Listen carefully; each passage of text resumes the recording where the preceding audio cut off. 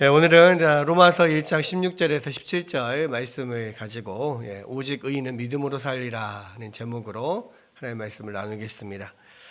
자, 여러분 오늘이 이제 10월 첫 주죠. 11월 첫 주죠. 11월 3일인데요. 여러분 10월 31일 하면 여러분 무슨 날일까요? 10월 31일은 무슨 날일까요? 예.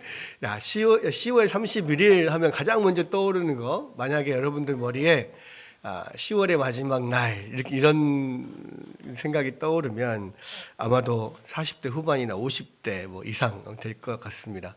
왜냐하면, 지금도 기억하고 있어요. 가수 이용의 잊혀진 계절. 아마 그 노래를 한 번쯤 들어본 사람들은 10월의 마지막 밤, 10월의 마지막 날, 이렇게 10월 30일은 10월의 마지막 날이지 이렇게 생각을 하고 할 거예요. 여러분 요즘에 10대, 20대는 10월 31일 하면 무슨 날을 떠올릴까요? 할로윈데이를 떠오르죠. 할로윈데이.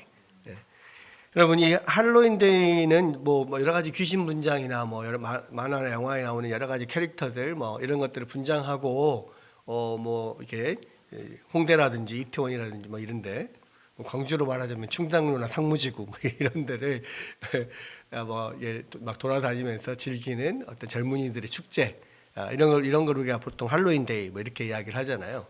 그게 10월 31일이 할로윈데이입니다. 그죠? 그렇게 생각을 할 거예요. 특히 10대, 20대들. 저희 때는 사실 할로윈데이 이런 거 전혀 생각을 못 했거든요. 근데 어느 순간 보니까 우리 지금 아들딸들 유치원 다닐 때 그때부터 유치원에서 할로윈데이를 막 이렇게 챙겨서 이렇게 하더라고요. 그래서 도대체 뭐 이런 게 다 있나라고 생각을 했는데, 그 이후로 할로윈데이가 좀 전체적으로 우리 한국에 이렇게 퍼져서 많이들 또 여러 가지 상업적으로도 많이 이렇게 이용되고 그러는 것 같습니다. 그런데 이제 할로윈데이 하면은 보통 그냥 이렇게 귀신 분장하고 돌아다니는 그런 날 이렇게 생각을 하는데요. 이 원래 할로윈이라고 하는 말은 만성절 전야제를 뜻하는 All Hallows Eve가 줄어든 말입니다. 이 할로우는 뭔 말이냐면 성자들이라는 뜻이에요. 성자들. 그래서 원래 할로윈은요 All Hallows Day 또는 All Saints Day 이렇게 이야기를 합니다. 그러니까 만성절, 모든 성자들의 날 이런 뜻이에요. 이제 여기서 할로윈은 뭐냐면 이브라는 뜻이 이렇게 줄어들어서 만들어진 거예요. 할로우스 이브인데 할로윈이 된 거예요.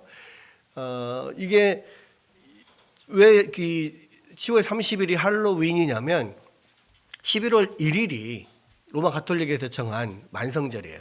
모든 성자들의 날. 그 만성절 이브니까 할로윈이 되는 겁니다. 그런데 이제 이 만성절 전날부터 시작해서 이 만성절까지 이렇게 만성절을 포함한 일주일간을 로마 가톨릭에서는 어떤 만성절 행사를 합니다. 근데 그때는 많은 사람들이 예배당에 나와가지고 이 미사를 드리고 이렇게 한다는 거죠. 그런데 이게 이 고대 켈트족의 어떤 신화들과 이렇게 접목이 되면서 그 켈트족이 딱 이때에 그 10월 31일 이때 이제 귀신들이 나와가지고 이렇게 돌아다니고 이런 날이다 해가지고 귀신들한테 이렇게 피해를 받지 않으려면 나도 귀신인 것처럼 이렇게 귀신 분장하면서 이런 식으로 해서 그걸 피하는 어떤 이런 그런 고대 설화들이 있는데, 그게 이제 이 할로윈과 이 만성절과 이렇게 결합이 되면서 요즘에 할로윈 행사들 이런 것들이 이제 생겨난 거거든요. 그래서 이제 이게 할로윈이 이제 그렇게 지금 된 건데, 사실은 이 10월의 마지막 날 하면 우리가 기독교인으로서 가장 먼저 떠올려야 될 것은 뭐냐면 아까 이야기하신 대로 바로 종교개혁 기념일이라는 거예요. 그러니까 이 종교개혁 기념일이 왜 이 10월 31일이냐? 그러니까 1517년 10월 31일 만성전 전날에 루터가 독일의 비텐베르크 교회당 문에 이 면죄부의 판매에 잘못된 점을 논박하는 95개조 논제를 게시하면서 종교개혁이 시작됐기 때문에 흔히들 이 10월 31일을 종교개혁이 시작된 날로 여깁니다. 그래서 이 95개조 논제는 보통 뭐 95개조 반박문 또는 뭐 95개조 항의문 뭐 이런 식으로 이야기를 하는데요. 자, 이것은 이 루터가 로마 교황청의 그 면죄부 판매 부당성에 대해서 항의한 글이라고 해서 뭐 그렇게 뭐 반박문, 항의문 이런 식으로 부르지만 사실은 이 뭐 반박문이나 항의문이라는 어떤 단어가 주는 느낌처럼 뭐 교황 당국, 뭐 교황청에 내지는 뭐 그때 당시에 뭐 당국 그 뭐 독일 당국의 어떤 실정에 항의하는 뭐 시국 선언이나 또는 뭐 대자보 이런 종류의 것이 아니었어요. 그러니까 무슨 이야기냐면 이것을 그냥 95개조 논제라고 부르는 이유는 루터가 학자로서 학문적인 논쟁을 위한 제언을 한 겁니다. 그러니까 당시 학술 토론을 위한 그 어떤 주제 토론 주제를 게시하던 곳이 대학 교회의 교회당 문이었어요. 그래서 이제 학자들이 이러이러한 논제에 대해서 이러한 거에 대해서 우리가 함께 논의해 봅시다. 토론해 봅시다. 나는 이 부분에 대해서 이 문제에 대해서 이러하게 생각합니다라고 먼저 그 논제를 제시하는 어떤 그 발제자가 자기의 생각을 거기에 그 주제에 대한 자기의 생각을 쭉 써서 이 교회당 문에다가 붙이면 그거를 보고 학자들이 자기들도 생각을 또 다시 뭐 올리고 이야기하고 논쟁하면서 학문적인 어떤 학술 토론을 하게 되는 거예요. 그래서 비텐베르크 교회당 문에다가 95개조 논제를 꽝꽝 이렇게 박은 거는 모든 사람들에게 이렇게 아니면 또는 뭐 교황 로마 당국에 항의하는 어떤 항의문을 붙인 게 아니라 학술적인 토론을 위한 논제를 제시한 거였어요. 이게 학술적인 제언이었다라고 하는 또 근거 중에 하나는 뭐냐면 이 95개조 논제는 당시의 학자들이나 어떤 지성인들만 알고 있었던 라틴어로 되어 있습니다. 그러니까 보통 사람들은 거기에 붙어 있는 논제를 봐도 뭔 말인지 몰라요. 독일 사람들이 라틴어를 어떻게 합니까? 그렇기 때문에 사실은 이게 학술적인 어떤 제언이었던 건데 그날이 마침 만성절 전날이었죠. 그러니까 많은 사람들이 미사를 드리기 위해서 교회 안에 모여들어 있었던 거예요. 많은 사람들이 있었습니다. 이 만성절에는요, 그러니까 특히 많은 사람들이 와서 미사를 드리는 이유가 있습니다. 이 로마 이 가톨릭에서는 생전에 선을 많이 행하거나 또는 교회의 어떤 모범이 될 만한 사람들을 성인으로 추대를 했는데 주로 그 성인을 추대할 때 그 성인이 죽은 날을 축일로 삼습니다. 그래서 로마에는 진짜 많은 성인들이 있거든요. 로마 가톨릭에는 많은 성인들이 있어요. 그러니까 그 많은 성인들이 죽은 날에 그날에 그 사람의 어떤 축일로 이렇게 기념을 하는데 이게 왜 중요하냐면 보통 그날 그 축일, 그 성인의 축일에 태어난 사람이라든지 태어난 아이라든지 또는 그 축일의 세례를 받은 사람들이 그 세례를 받은 사람들이 세례명으로 보통 그날의 어떤 축일의 성인 이름을 자기 세례명으로 삼습니다. 그래서 어떤 그 축일이 되면 자기 세례를 받은 그 축일이 되면 그 성인의 축일에 항상 교회에 나와서 미사를 드리게 되어 있는 거예요. 근데 이제 문제가 있습니다. 그 많은 사람들이 있지만 365일 한 날도 빠짐없이 다 그 성인이 돌아가신 날이 아닐 수 있잖아요. 한두 날이나 몇 날은 빠질 수가 있습니다. 그러면 그때 세례를 받은 사람들은 그 이름을 딸 만한 성인이 없는 거죠. 또 다른 다른 어떤 이름을 또 받게 되거나 내지는 그 성인과 관계없이 또 세례명을 받을 수 있어요. 그럼 그런 사람들은 언제 가서 예배를 드리냐? 언제 미사를 드려야 되냐? 없거든요. 근데 뭐 그런 날이 없으면 예배 안 드리면 되지. 우리는 그렇게 생각하죠. 근데 가톨릭은요, 이 미사 자체가 그 사람의 구원과 관계가 있습니다. 그러니까 미사를 드려야 되는데 안 드리잖아요. 그럼 구원에 문제가 생기는 거예요. 그러니까 반드시 그 한 날을 정해서 그 미사를 드려야 돼요. 다른 사람들이 똑같이 드리는 것처럼. 그래서 교황이 11월 1일을 모든 성인들의 날, 그러니까 지금 축일이 정해져 있지 않은 모든 성인들의 날을 11월 1일로 삼은 거예요.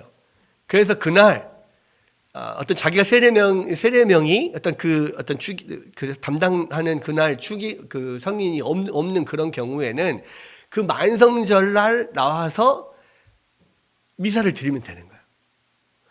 그러니까 이게 왜 도대체 그걸 왜 정하냐 하는데, 로마 가톨릭은 미사를 드리는 것 자체가 우리의 구원과 연결이 돼 있다고요.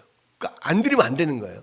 그러니까 모든 사람이 빠짐없이 한 번씩은 다 미사를 드릴 수 있도록 모든 성인의 날을 제정을 해가지고 그 11월 1일부터 해서 그 주간, 전체 주간에 아무나 교회에 나와서 미사를 드리지 못했던 사람들이나 또는 더 미사를 드리고 싶거나 이런 사람들이 나와서 미사를 드리게 한 겁니다.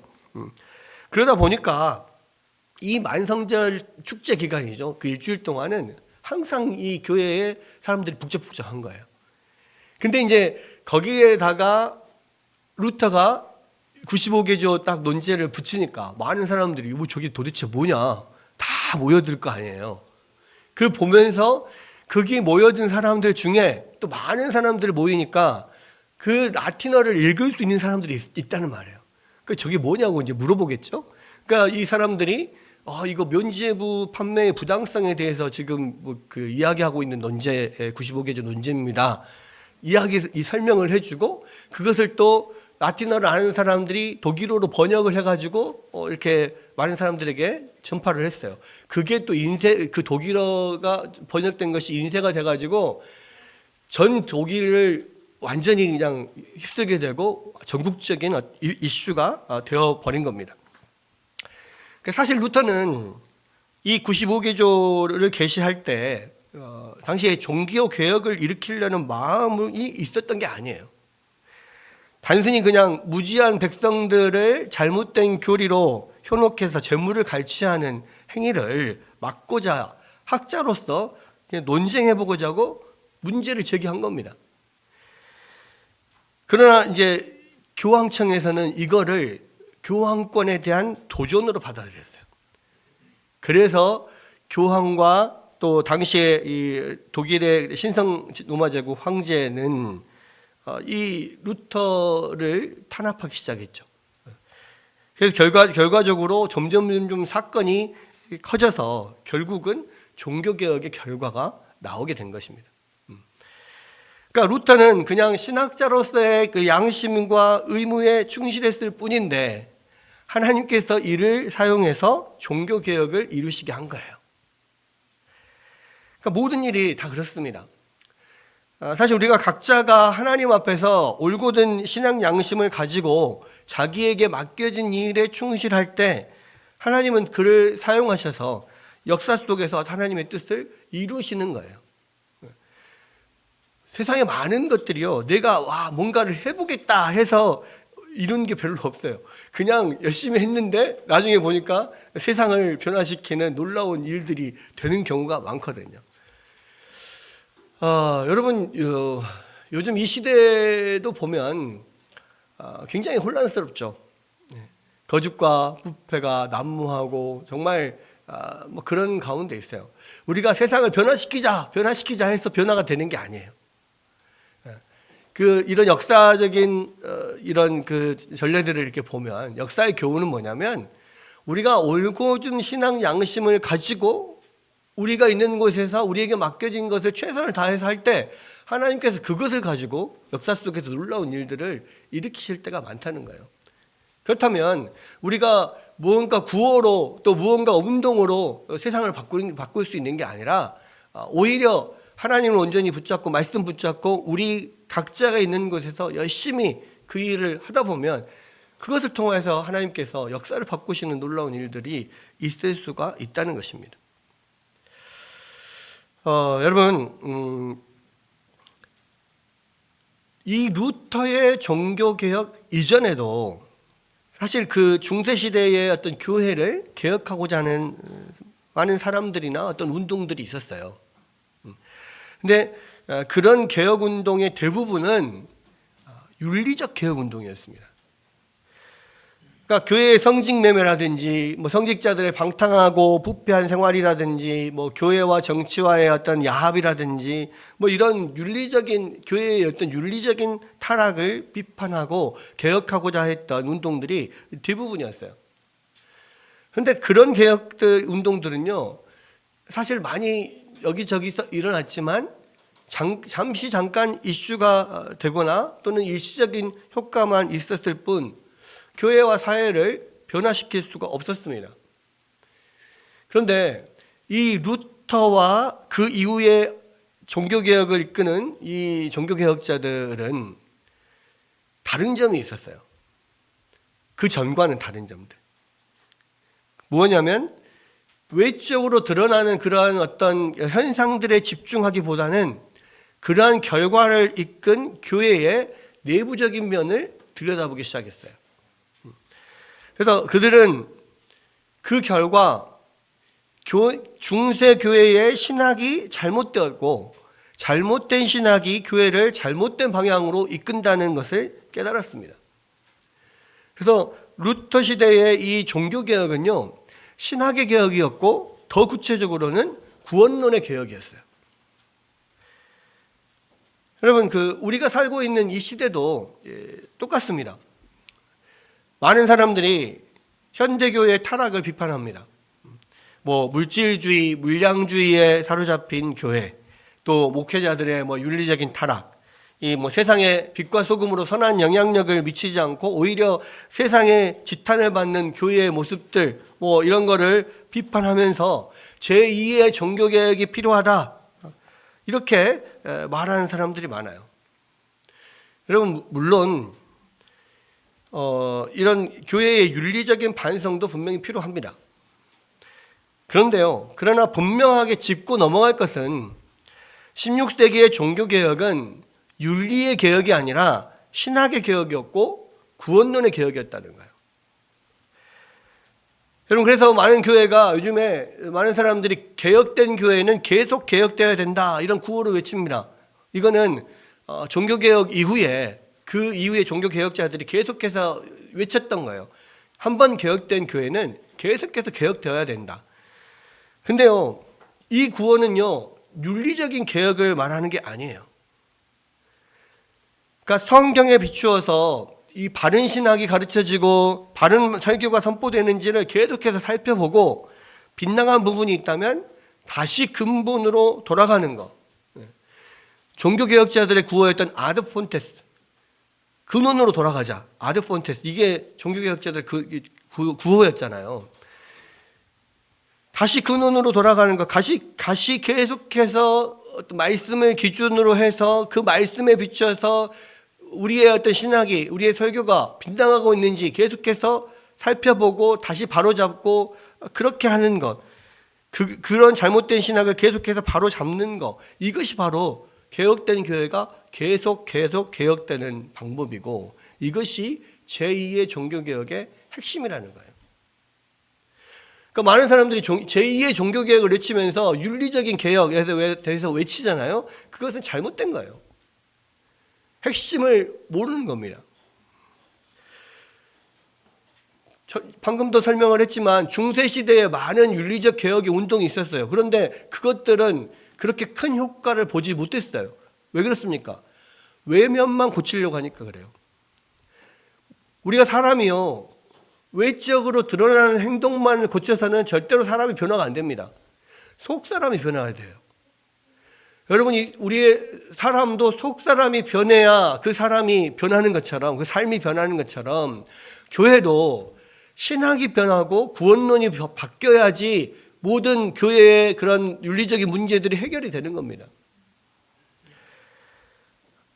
여러분, 저는 종교개혁 시대와 마찬가지로 이 시대의 교회의 가장 큰 문제는요, 잘못된 구원론이라고 생각합니다. 그러니까 이 시대의 구원론은 아주 간단하죠. 여러분, 우리가 어떻게 구원을 받습니까? 예수를 믿으면 구원받아요. 그러면 구체적으로 어떻게 예수를 믿습니까? 마음으로 믿고 내가 예수님을 나의 구주로 믿습니다. 입으로 시인하면 구원을 받는다라고 생각합니다. 그죠? 그 다음은 이렇게 마음으로 믿고 입으로 시인했으면 나는 구원받은 사람이에요. 이제 그 다음부터는 이미 구원받은 사람으로 교회도 다니면서 살아가는 겁니다. 예배도 드리고 봉사도 하고 성경도 보고 기도도 하고. 근데 여러분, 문제는 뭡니까? 이미 구원받았다는 거예요. 내가 예수를 마음으로 믿고 입으로 시인하면 이미 구원을 받았다는 거예요. 그 다음에는 뭘 해도 상관이 없어요. 믿으면 구원. 이후에 어떻게 사느냐에 따라 상급이 달라진다. 그래서 예수를 믿으면 무조건 구원 받는데 그 이후에 열심히 하면 천국 가서 금연류관 쓰고 조금 열심히 안 하면 개털 모자 쓰고 뭐 그런다. 이게 지금 현대의 구원론이에요. 여러분, 이런 구원론이니까 구원열차 같은 노래가 나오는 겁니다. 그죠? 나는 구원열차 올라타고서 하늘나라 가죠. 차표 필요 없어요. 주님 차장 대신이 나는 아무 염려 없어요. 그 말은 무슨 말입니까? 이미 나는 천국 가는 열차를 탔으니까 그 안에서 기타를 치고 노래를 하든 계란을 까먹든 잠을 자든 무조건 나는 천국에 들어간다 이거예요. 마치 뭐와 같냐? 서울대 이미 합격했으니까 학교 가서 이미 서울대는 합격했으니까 학교 가서 열심히 공부하면 좋은 학점을 받아서 좋은 직장에 갈 수 있고, 열심히 공부 안 하더라도 F 학점을 맞더라도 나는 그래도 서울대생이라 이거예요. 여러분, 이미 예수 믿고 이미 구원 받았는데 이미 천국행 티켓을 따놨는데 열심히 신앙생활 할 필요가 뭐가 있습니까? 믿으면 자동 구원인데. 근데 문제는 성경이 그렇게 말하고 있냐는 거예요. 계속해서 우리는 성경으로 돌아가야 돼요. 이게 과연 성경이 우리 가운데 말하는 구원론이 맞냐? 이게 문제입니다. 로마서 1장 17절에 복음에는 하나님의 의가 나타나서 믿음으로 믿음에 이르게 하나니 기록된 바 오직 의인은 믿음으로 말미암아 살리라 함과 같으니라. 자, 이 말씀이 바로 마틴 루터가 성경에서 말하는 바른 구원론을 깨닫게 된 계기가 되었던 말씀입니다. 그러니까 중세의 잘못된 구원론 속에서 하염없이 괴로워했던 루터가요, 어느 날 십자가탑에서 이 말씀을 묵상하다가 불현듯 성경이 말하는 구원이 무언가를 깨닫게 된 거예요. 그리고 그동안 그가 배워왔고 실천해왔던 구원론이 잘못됐다는 사실을 알게 되었습니다. 그리고 그 깨달음을 가지고 성경을 계속 연구해 가면서 로마 가톨릭의 구원론이 얼마나 잘못됐는지, 그리고 그것이 얼마나 교회를 변질되게 했는지를 깨닫고 그것을 비판하다가 결국에 종교개혁의 길로 가게 된 거예요. 당시 그 로마 가톨릭 교회에서 말하는, 여기서 나오는 하나님의 의, 이게 문제였거든요. 하나님의 의. 이 로마 가톨릭 교회에서 말하는 하나님의 의는 하나님이 인간에게 구원을 위하여서 요구하시는 의였어요. 그러니까 하나님이 요구하시는 의, 그게 하나님의 의라고 생각을 했습니다. 근데 여러분, 우리가 인간이 어떻게 거룩하신 하나님 앞에서 받아들여질 만한, 완전히 받아들여질 만한 그런 완전한 의를 이룰 수 있겠습니까? 그죠? 그러니까 로마 가톨릭 교회에서는요, 인간의 선행을 통해서 여러 가지 의를 쌓으면 거기에 하나님의 은혜가 주입이 돼서 완전한 의가 이루어진다, 이렇게 생각을 했어요. 그래서 은혜의 주입 교리가 있습니다. 그러니까 처음에 인간이 선을 행할 수 있는 것도 은혜의 주입이 돼서 선을 행할 수 있고, 또 선을 행하는 것에 또 하나님의 은혜가 추가가 돼서 완전한 의가 이루어진다. 그러니까 로마 가톨릭에서도 인간이 완전한 의를 이룰 수 있다는 것은 불가능하다고 생각을 했어요. 그러니까 하나님의 도우심이 필요하다, 이렇게 생각을 한 겁니다. 그리고 그렇게 의를 이루는 방법으로 교회에서 주교들을 통해서 7성사, 7가지 성사를 계속해서 해야 된다라고 하는 거예요. 그러니까 로마 가톨릭 교회는 7가지 성사가 있습니다. 이 성사가 뭐냐면 우리가 똑같이 우리 개신교회에서도 지키는 그리스도께서 정하신 성례, 그러니까 세례와 성찬, 이 2가지에다가 5가지가 더해져요. 이게 뭐냐면 견진성사, 고해성사, 병자성사, 혼인성사, 성품성사, 이 5가지, 총 7가지의 성사가 있어요. 총 7가지의 성사를 살아가는 동안 죽을 때까지 잘하면 의를 이룰 수 있다고 생각하는 거예요. 그러니까 그 성사에다가 하나님의 은혜가 주입이 돼서 더해져서 의를 이룰 수 있다, 이렇게 생각을 한 겁니다. 그러니까 우리는 세례나 성찬을 구원과 연결시키진 않아요. 세례를 받지 않으면 구원을 받을 수 없다, 내지는 성찬을 받지 않으면 구원받을 수 없다, 이렇게 생각하지 않죠. 근데 로마 가톨릭에서는요, 그게 다 구원과 관련된 거예요. 그리고 이 7가지 성사를 누구만 할 수 있냐면 가톨릭 교회 안에서 주교들만 할 수 있어요. 이 주교들은 뭐냐면 감독들이죠, 감독들. 그러니까 보통 도시 안에 교구가 있습니다. 교구, 서울 대교구. 그러니까 서울이나 광주나 이런 데는 대교구들이 있고, 또 그 각 지역마다 교구가 있어요. 그 교구를 맡고 있는 감독이 주교입니다. 감독 또는 주교라고 해요. 그러니까 상당히 높은 신분의 신부고요. 그 주교 밑에는 여러 신부들이 있어요. 여러 사제들, 여러 신부들이 있습니다. 그런데 이 7가지 성사를 할 수 있는 권한은 주교에게만 있습니다. 주교 이상급에만. 물론 다른 신부들, 그 주교 밑에 있는 신부들도 이 주교의 위임을 받아서 이 성사를 집례하긴 해요. 근데 원래 고유의 권한은 주교에게만 있어요. 근데 이 7가지 성사를 다 하나도 빠짐없이 잘 해야만 구원을 받을 수 있는 거예요. 그러니까 어떻게 됩니까? 모든 성도들의 구원은 다 신부들의 손에 달려 있어요. 교회에 달려 있어요. 이 7가지 성사는 신부들의 손에 의해서 이거 행해지지 않으면 전혀 효과가 없어요. 그러면 그런 효과가 없는 성사는 구원을 일으킬 수가 없는 거예요. 그러니까 이 로마 가톨릭은 이게 요람에서 무덤까지라고 보통 이야기를 하는데, 태어나면서부터 유아세례를 받기 시작해서 마지막에 죽을 때, 옛날에는 종부성사라고 했습니다. 그것을 지금은 이제 병자성사라고 해서 합쳤어요. 임종을 앞둔 사람이나 병이 든 사람들에게 기름을 바르고 이렇게 기도를 하고, 또 거기에서 이 성찬을 베풉니다. 그러니까 영성체라고 하죠. 그러니까 떡을 줍니다. 그리스도의 몸을 먹는다 해가지고, 이 사람들은 이 신부에 의해서 축성이 되잖아요. 그러면은 이 떡과 포도주가 이 그리스도의 몸으로 변한다고 생각해요.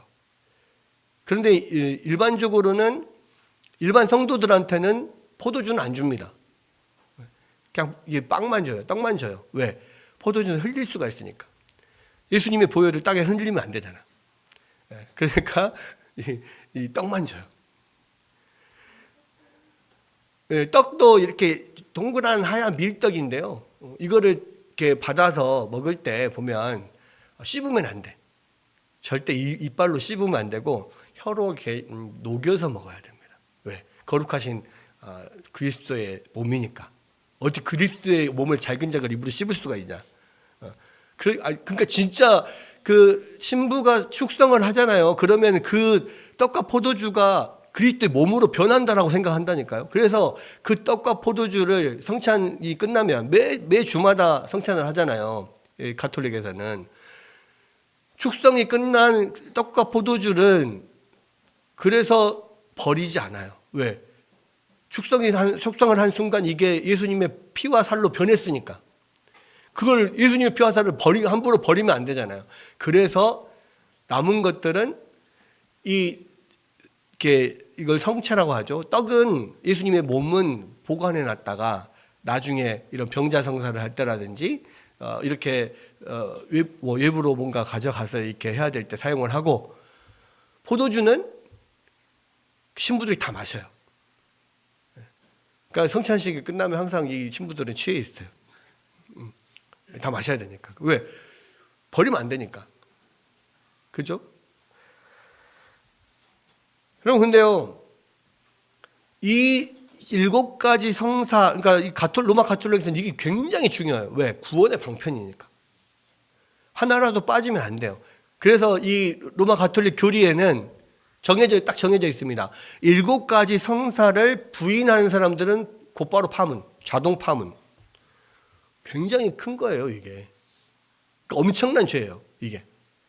그러니까 왜냐하면 이거는 하나님의 의를 이루어야지 이게 구원을 받는데, 이 7가지 성사가 하나님의 의를 이루는 방법이니까. 근데요, 문제는 죽을 때까지 7가지 성사를 계속한다고 해도요, 웬만한 의인이 아니고서는 완전한 의를 이룰 수가 없어요. 그죠? 그리고 특히 고해 성사를 통해서 죄를 고백합니다. 그러니까 구원과는, 죄와 구원은 굉장히 직결되어 있잖아요. 그죠? 근데 고해 성사로 죄를 고백했어도 그에 대해서 보속해야 될 잔벌이 남아 있습니다. 그러니까 단순히 그냥 고해를 한다고 해서, 죄를 고백한다고 해서 죄가 용서되는 게 아니에요. 죄가 용서되는 게 아니고 반드시 죄에 대한 벌이 있어요, 벌이. 근데 예를 들어서 만약에 누군가의 돈을 내가 훔쳤다. 그거를 고해를 하려고 오잖아요. 그럼 고해하기 전에 훔친 돈을 갚고 와야 돼요.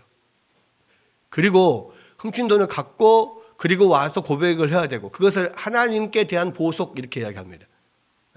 그리고 나서 거기에 대한 벌도 받아야 돼. 그 벌을 신부가 정해주는 거예요. 작은 거는 주기도문, 사도신경 내지는 성경을 보고 몇 번 기도해라, 몇 번 읽어라, 이런 식으로 그냥 이렇게 보속할 수 있는 벌을 주기도 하고, 큰 거는 더 큰 여러 가지 보속을 위한 그런 벌을 준단 말이에요. 근데 이제 문제는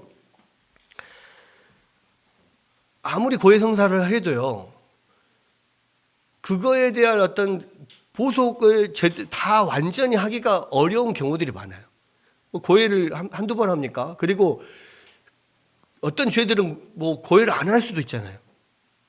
고해를 했었더라도 거기에 대한 벌이 엄청 커서, 예를 들어서 엄청난 큰 죄, 살인죄, 그럼 어떻게 그거 갚을 거예요? 그 사람한테 죽인 사람한테 어떻게 갚을 거냐고. 그럼 그 벌은 또 얼마나 클 거예요? 그것을 정말 전심으로 회개하고 한다 해도 계속해서 거기에 대해 받아야 될 벌들이 쌓일 수밖에 없어요. 그러니까 극단적으로 살인죄를 이야기를 하지만 여러 가지 죄들이 많잖아요. 그러니까 결과적으로 그러다 보면 잔벌이라고 해서 다 갚지 못하는 벌들이 분명히 많은 사람들에게 남을 거예요. 그런 죄가 없이 완전하게 의로운 삶을 사는 사람들은 성인으로 추대가 되죠. 그죠? 근데 웬만한 사람들은 그 벌이 남아 있을 수밖에 없어요. 그걸 잔벌이라고 하는데요. 그럼 그렇게 잔벌이 남은 상태에서 죽으면 어떻게 됩니까? 죄를 가지고는 죄에 대한 완전한 어떤 해결이 되지 않은 상태로는 천국에 못 가잖아요. 그러니까 만들어진 게 연옥입니다. 그래서 자기가 지은 죄에 대한 남은 벌들을 연옥에 가서 이 다 그것을 치르고 그 안에서 이제 깨끗해져서 정화되어서 천국으로 올라간다 이렇게 생각을 하는 거예요. 근데 이 연옥에서의 어떤 그 단련의 기간들은 사람에 따라서 죄에 따라 달라요. 근데 이 연옥에 있는 기간을 단축시킬 수 있는 방법이 있습니다. 그게 뭐냐?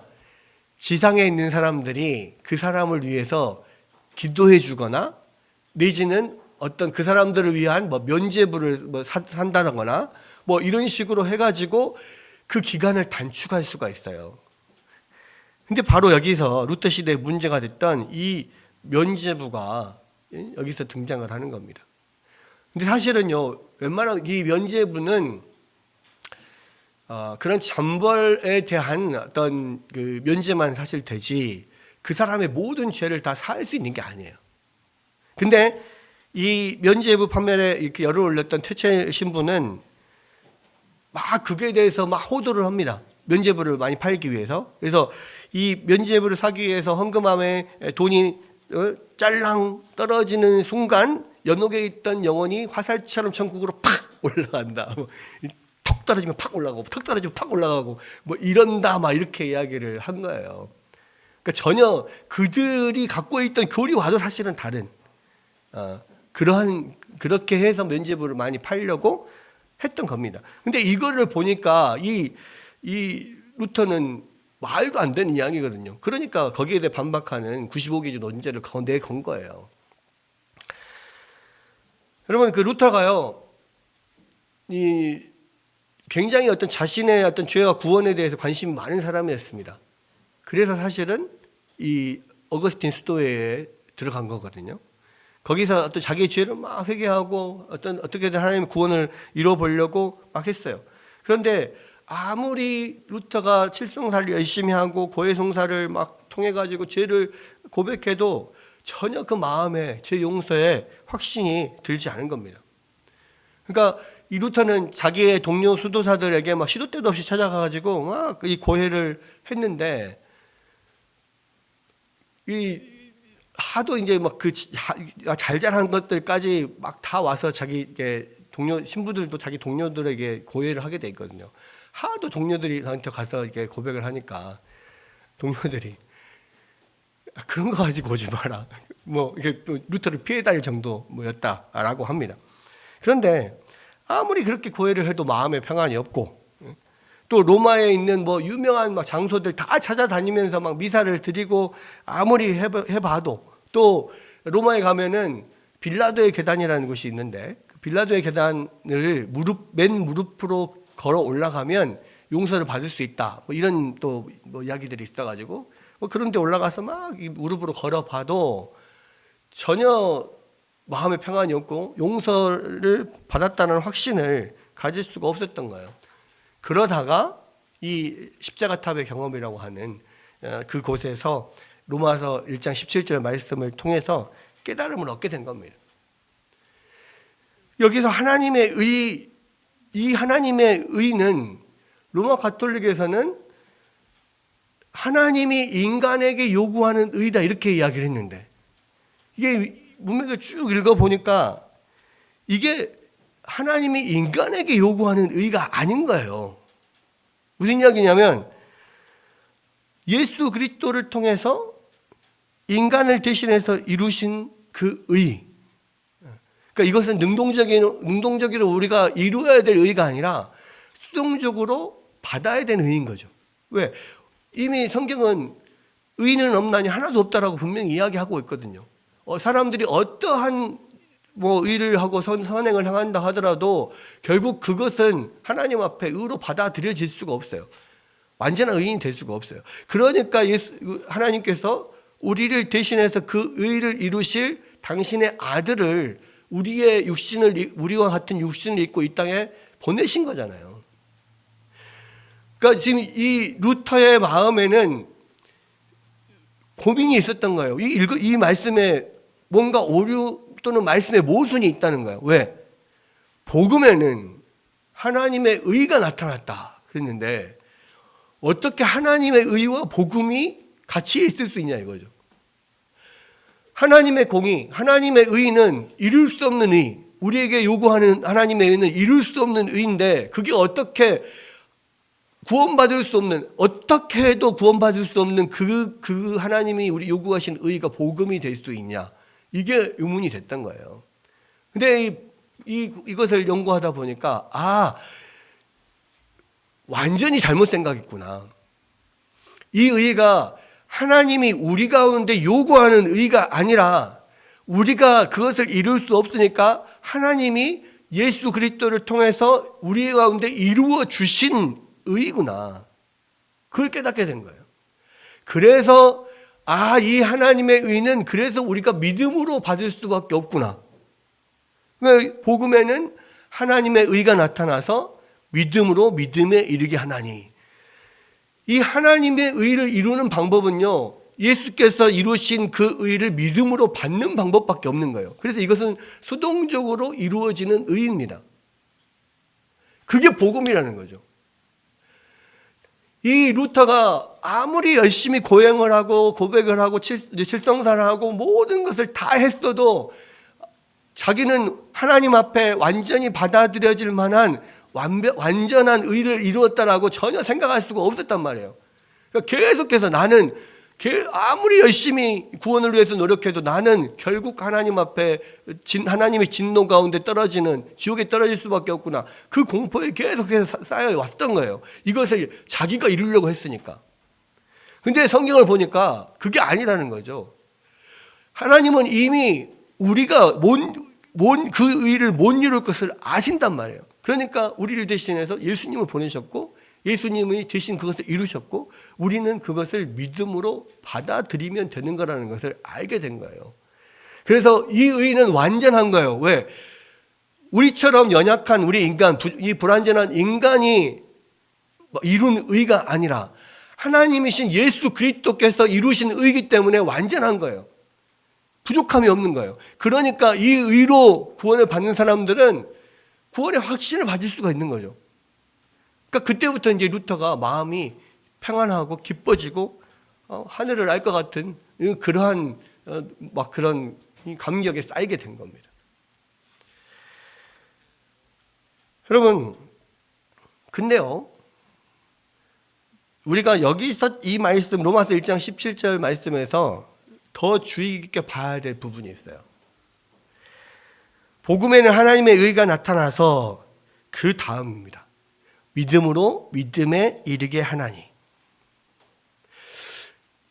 예수 그리스도께서 우리를 위하여 이루신 하나님의 의를 믿음으로 받으면 되는 건데, 그러면 복음에는 하나님의 의가 나타나서 믿음에 이르게 하나니 이렇게만 하면 되는데 왜 믿음으로 믿음에 이르게 하나니 그랬을까?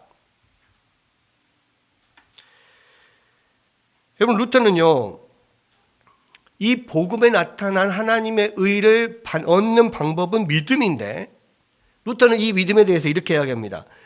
기본적으로 어떤 명제에 동의한다는 결단이 아니라 삶의 근본적인 방향 설정을 뜻한다 그랬습니다. 이 믿음은요, 단순히 그냥 예수님이 나를 위해 죽으셨고 예수님 하나님 아들이시고 나는 예수님을 구주로 믿는다라고 하는 그냥 결단이 아니라는 거예요. 삶의 근본적인 방향 설정, 방향 재설정입니다. 그래서 다시 말해서 예수님을 믿는다는 것은 단순히 예수님이 하나님의 아들 그리스도이심을 믿는다는 게 아니라 하나님의 아들이요 그리스도이신 예수님을 나의 삶의 주인으로 모시고 이제 나는 예수님의 노예가 돼. 예수님이 주인이면 나는 예수님의 노예가 되는 거죠. 이제는 예수님이 기뻐하시고 원하시는 그런 방향대로 내가 이제는 따라간다는 거, 살아간다는 거예요. 예수님을 따라 살아가는 거. 그래서요, 믿음은 한 번 믿고 끝나는 것이 아니라 평생토록 계속해서 믿고 신뢰하며 예수님을 따라 살아가는 것, 그게 믿음이라는 거예요. 그래서 믿음으로 믿음에 이르게 하나니 이렇게 지금 표현이 되어 있고요. 이것을 영어 성경에서 뭐라고 그랬냐면 by faith from first to last 이렇게 되어 있습니다. 무슨 이야기입니까? 믿음으로 처음부터 끝까지. 믿음으로 처음부터 끝까지 믿음으로 가는 거, 이것만이 하나님의 의를 받는 방법인 거예요. 여러분, 그래서 현대판 믿음이 잘못됐다는 것입니다.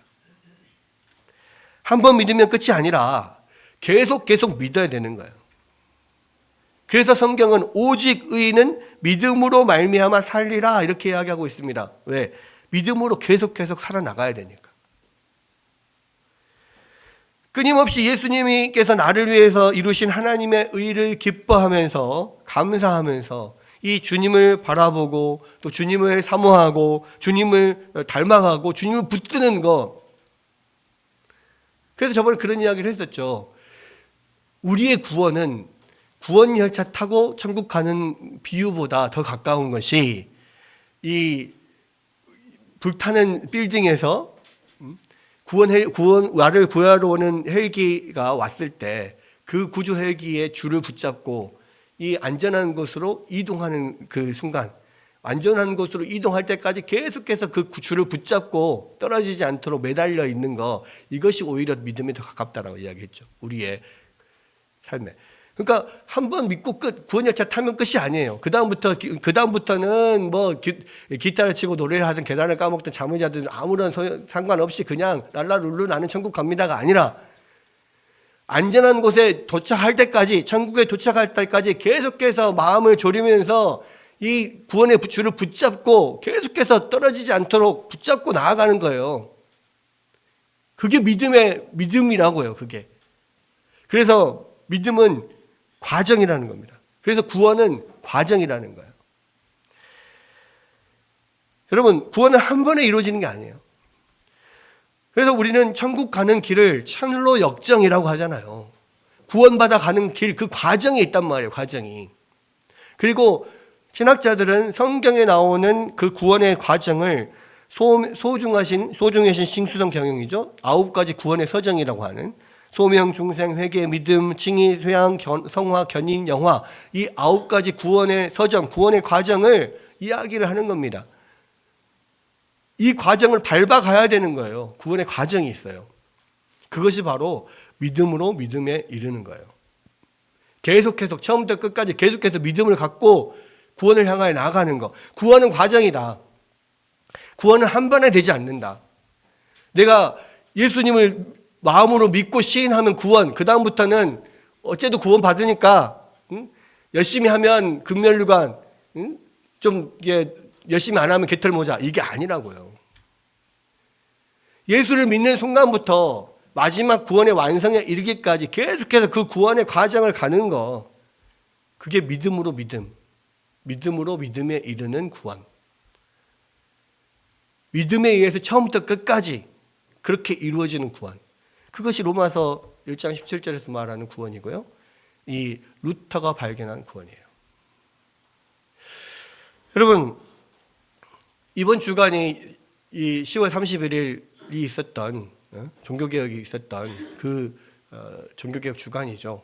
사실은 지난주가 종교개혁 기념일이긴 했었어요. 기념주일이긴. 근데 뭐 이거를 할 수가 없었기 때문에 오늘 함께 나누는 건데요. 우리가 다시 한번 우리에게 왜 종교개혁이 중요하냐에 대해서 다시 한번 생각해야 돼요. 종교개혁은 우리가 세상 사람들 생각하고 우리가 생각하는 것처럼 윤리적 개혁이 아니었어요. 구원론의 개혁이었다고요. 그리고 이 로마 가톨릭의 잘못된 구원론을 하나님의 말씀 성경으로 비추어서 바르게 잡아갔던 것들이 루터와 종교개혁자들이 했던 것이고요. 그렇게 바른 구원관을 통하여서 결국은 모든 교회가 바뀌고 삶이 바뀌고 사회가 바뀌었던 겁니다. 이 시대에 교회가 무너지고 사회가 무너지는 부패하는 이유는 뭐냐면요. 이러한 잘못된 구원관 때문에 그래요. 한 번에 이루어지는 구원론. 이게 현대판 잘못된 구원론이에요.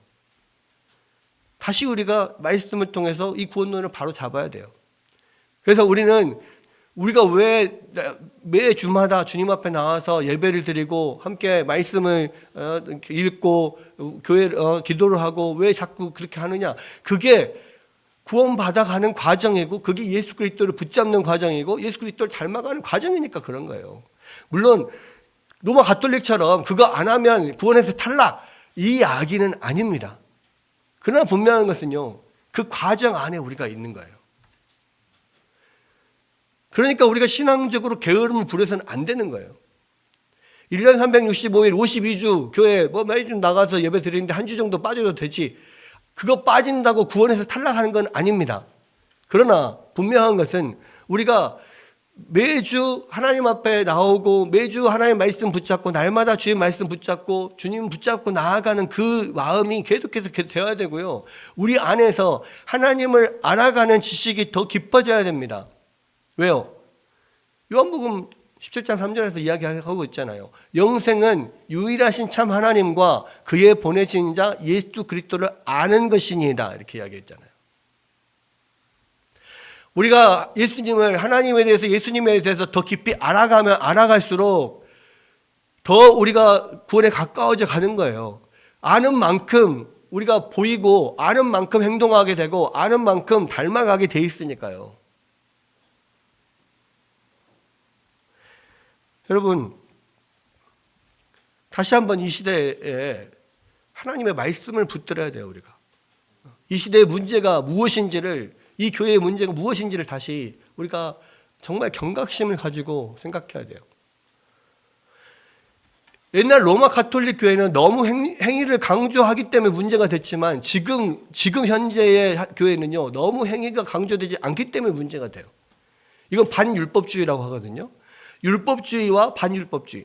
로마 가톨릭은 율법주의였어요. 근데 지금 현대 개신교회는 다 반율법주의예요. 그래서는 안 된단 말이에요. 율법으로 구원을 받을 수는 없습니다. 그런데 예수를 믿고 시인하고 나서 아무것도 안 해도 구원받는 게 아니에요. 분명히 성경은 말합니다. 믿음으로 믿음에 이르게 한다. 복음에는 하나님의 의가 나타나서 믿음으로 믿음에 이르게 하나니 오직 의는 믿음으로 말미암아 살리라. 여러분, 이 말씀 붙잡고요. 여러분의 구원을 이루기 위해서 최선을 다해서 열심히 주님을 붙잡고 뛰어가고 여러분의 믿음들이 하나님을 더 깊이 알아가면서 더 깊어지기를 바랍니다. 그래서 여러분 안에 완전한 성화와 영화가 이루어지는 그날까지 여러분 열심히 뛰어가는 여러분들 되시기를 주의 이름으로 축원합니다.